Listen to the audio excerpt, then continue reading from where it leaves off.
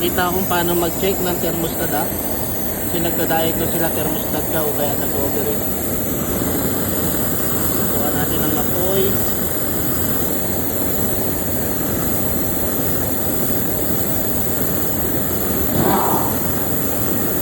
Yes. Ito man yun, sir. Yes, yes.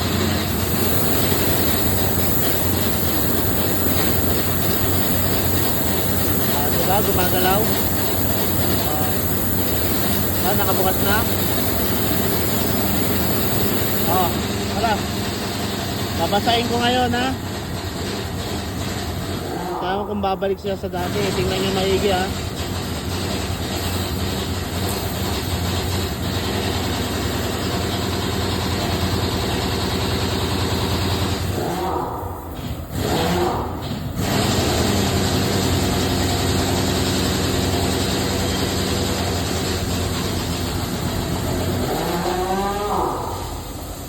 Diba?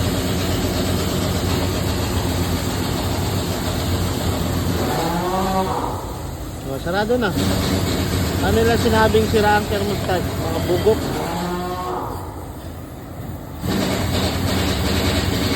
Sarado na, diba?